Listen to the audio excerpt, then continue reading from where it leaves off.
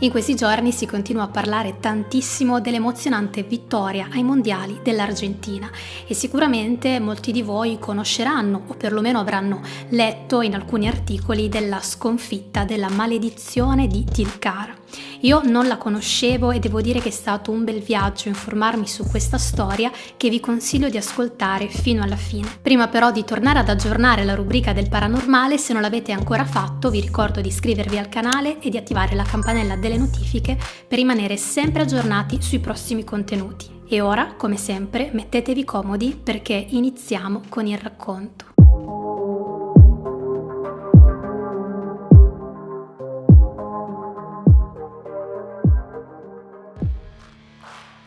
Per la maledizione di Tilcara dobbiamo tornare indietro al 1986, quando l'Argentina portò a casa la Coppa del Mondo battendo in finale la Germania Ovest per 3-2 all'Estadio Azteca di Città del Messico. Era l'anno in cui Maradona guadagnò il soprannome Mano de Dios per aver segnato di mano ai quarti di finale contro l'Inghilterra e per aver messo a segno 5 minuti dopo uno dei gol più belli nella storia del calcio, il gol del secolo. Non tutti però sanno che dietro la vittoria della nazionale argentina ci sarebbe stato l'intervento della Virgen del Abra de Punta Corral, la Vergine di Copacabana, o almeno così raccontano gli abitanti di Tilcara, nella provincia argentina di Jujuy. Facciamo ancora un passo indietro.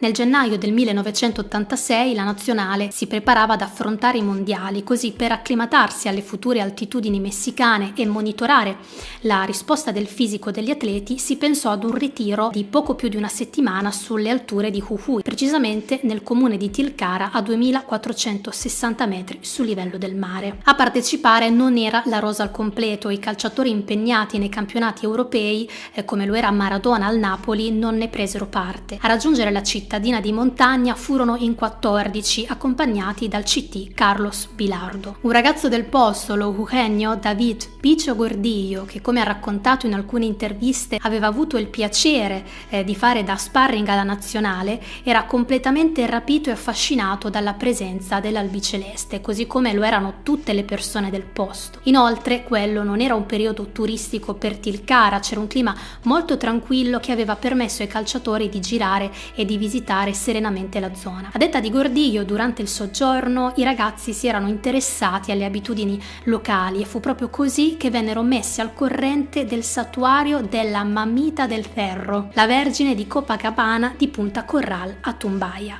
È consuetudine per le persone che vivono in quelle terre chiedere la grazia alla Vergine in cambio del mantenimento di una promessa. Allora i ragazzi della nazionale, non convinti di poter portare a casa la vittoria, dissero che se la Vergine gli avesse concesso la Coppa del Mondo sarebbero tornati in ginocchio a Punta Corral per ringraziarla. A confermare questo racconto non fu solo David Gordillo, ma anche altre persone raccontarono della promessa, includendo non solo i giocatori ma anche l'allenatore Carlos Bilardo. 6 mesi dopo, il 29 giugno del 1986, l'Argentina salì sul tetto del mondo, vinse i mondiali e ritornò in patria con l'ambito trofeo, ma non mantenne la promessa fatta di tornare a Punta Corral per ringraziare la Vergine di Copacabana. Ed è da quella promessa mancata che secondo molti iniziò la maledizione di Tilcara. Dal Mondiale d'Italia 90, dove l'Argentina di Maradona perse in finale allo Stadio Olimpico di Roma contro la Germania Ovest, ai Mondiali di USA 94, quando al Rose Bowl di Pasadena l'Argentina venne eliminata dalla Romania, passando per i Mondiali di Francia 1998, eliminata al Velodrome di Marsiglia ai quarti di finale dell'Olanda. Mondiali di Corea del Sud-Giappone 2002, eliminata durante le fasi a gironi. Germania 2006 allo Stadio Olimpico di Berlino, perse ai quarti di finale contro la Germania. Mondiali di Sudafrica 2010 al Cape Town Stadium di Città del Capo, perse di nuovo ai quarti di finale contro la Germania. Mondiali di Brasile 2014, perse in finale al Maracanã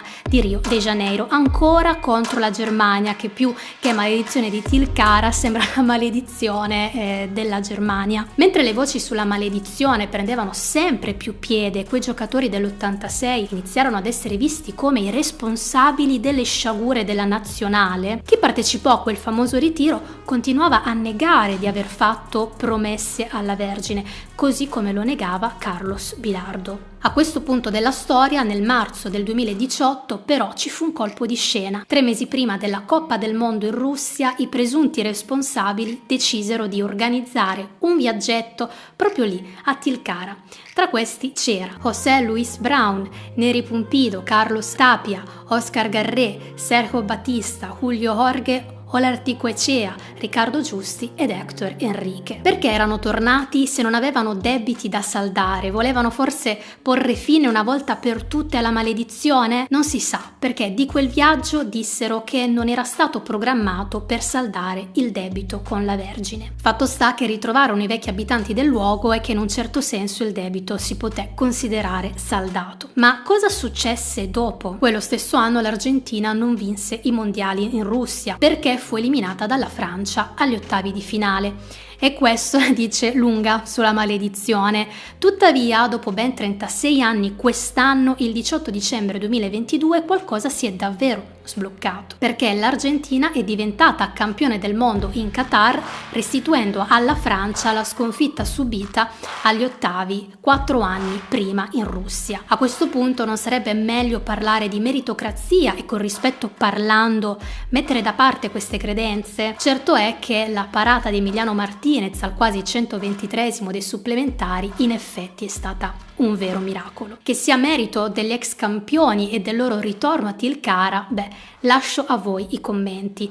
Forse, e dico forse, quel gesto potrebbe aver aiutato psicologicamente le persone e magari la nazionale a mettere da parte la negatività che stava generando quella storia. Una sorta di effetto placebo, convinti del risultato di quella visita di ritorno, potrebbero aver migliorato il loro atteggiamento nei confronti del mondiale, entrando in una mentalità vincente, ma sono solo supposizioni che chiaramente trovano il tempo che trovano. In ogni caso, che siano solo credenze popolari o no, pare che l'associazione calcistica argentina non abbia preso poco seriamente la questione, tanto che nel 2006 mandò dei suoi dirigenti a Tilcara per consegnare una replica della Coppa del Mondo come ringraziamento alla Vergine e alla gente locale. Un ringraziamento che all'epoca non sortì nessun effetto, dato che in quell'anno a tornare non furono i campioni della nazionale dell'86. In un documentario della FIFA, Gordillo avrebbe anche dichiarato che la Vergine non maledice e che al massimo per quel gesto irrispettoso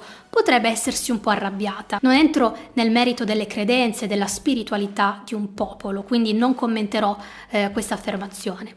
Sicuramente la gente di Tilcara, o perlomeno alcune di quelle persone, non hanno dimenticato e la mancata promessa non è passata inosservata. In ogni caso, vincendo questo mondiale, gli argentini possono mettersi il cuore in pace, perché è ufficiale che la maledizione di Tilcara sia stata sconfitta. Tra l'altro, ho scoperto che nel mondo del calcio la superstizione è molto più frequente di quello che si pensa. Di storie di maledizioni ce ne sono tante altre, da quella del Liverpool che per 30 anni non ha vinto la Premier League inglese dopo che un presunto stregone li aveva maledetti con un rituale, alla maledizione di Bela Gutmann che, dopo essersi sentito preso in giro come allenatore per non aver ricevuto i giusti compensi dal Benfica, nel 1962 lanciò la sua maledizione contro la squadra, affermando che senza di lui non avrebbero mai più vinto la Coppa dei Campioni e che per ben 100 anni nessuna squadra portoghese l'avrebbe vinta per 2 volte consecutive,